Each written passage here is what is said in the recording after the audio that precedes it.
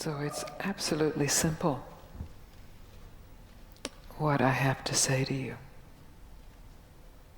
It's what my teacher said to me. And I'm still deeply discovering the reverberation of that.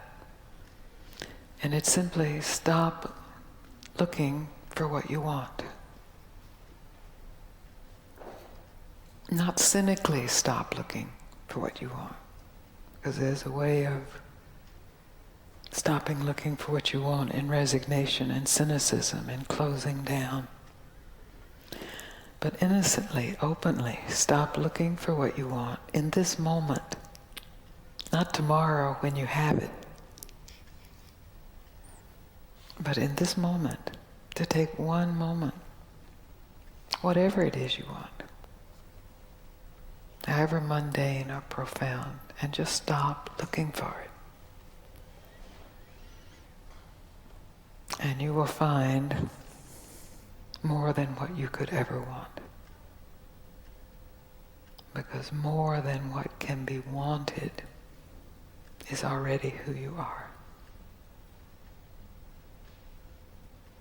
It's too simple to be grasped, but absolutely, completely realizable.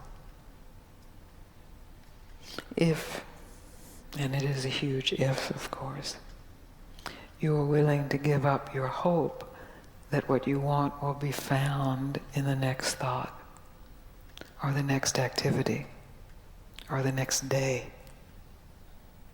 or the next man, or the next woman, or the next teaching, or the next experience. So that's huge. That's the challenge. And I've blessedly traveled to Australia to challenge you in that direction, that directionless direction.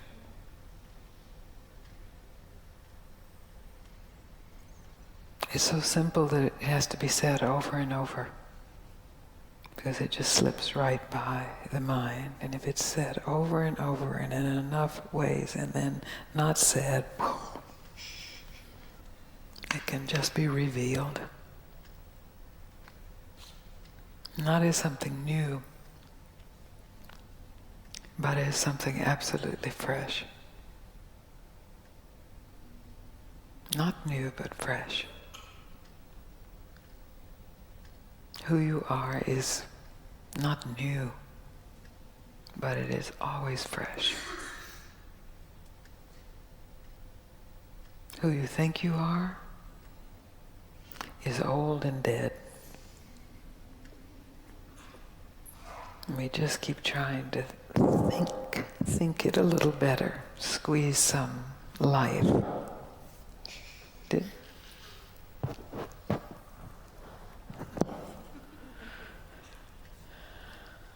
Is that clear? It is? Because that's really the basis of what I have to say. It's not a teaching. It's not a belief system. It's not a way to live your life. It's not a should stop.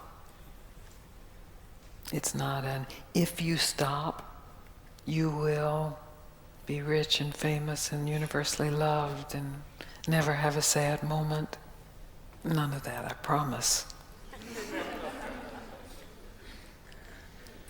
But if you're willing to investigate for yourself without believing it or learning it or hoping to get something from it, just a pure investigation out of the natural curiosity of the human mind, just to investigate for yourself what is here when I stop trying to get anything.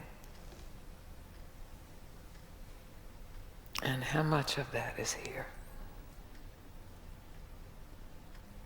And where does that begin? And where does that end? And then the question, Am I willing to trust that? And then the challenges get very big. But we'll get to that later.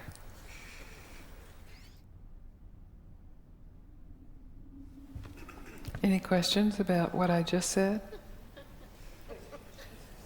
Want me to say it again? You already are everything you want, only maybe not in the way you imagine what you want. And it's that imagination itself that keeps you from discovering that you already are everything you want. So if you just take this evening as an experiment to give up any imagination, any image of what you need to be totally fulfilled, just give it up. It's just an image, just a thought. Maybe a spiritual thought, maybe a worldly thought, a relationship thought, a career thought. Just give it up. And directly discover what's here, unthought, unimagined. How's that? Good. Good.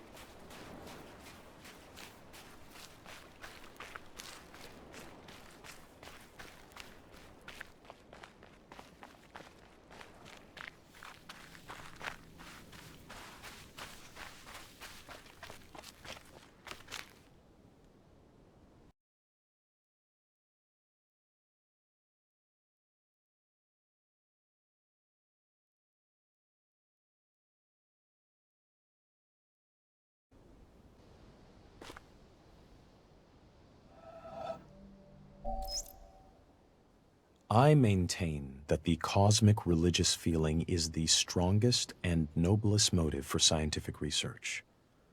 Only those who realize the immense efforts and, above all, the devotion without which pioneer work in theoretical science cannot be achieved are able to grasp the strength of the emotion out of which alone such work, remote as it is from the immediate realities of life, can issue. What a deep conviction of the rationality of the universe, and what a yearning to understand, were it but a feeble reflection of the mind revealed in this world, Kepler and Newton must have had to enable them to spend years of solitary labor in disentangling the principles of celestial mechanics. Those whose acquaintance with scientific research is derived chiefly from its practical results easily develop a completely false notion of the mentality of the men who, surrounded by a skeptical world, have shown the way to kindred spirits scattered wide through the world and through the centuries. Only one who has devoted his life to similar ends can have a vivid realization of what has inspired these men and given them the strength to remain true to their purpose in spite of countless failures. It is cosmic religious feeling that gives a man such strength. A contemporary has said, not unjustly, that in this materialistic age of ours, the serious scientific workers are the only profoundly religious people. Albert Einstein, 1930.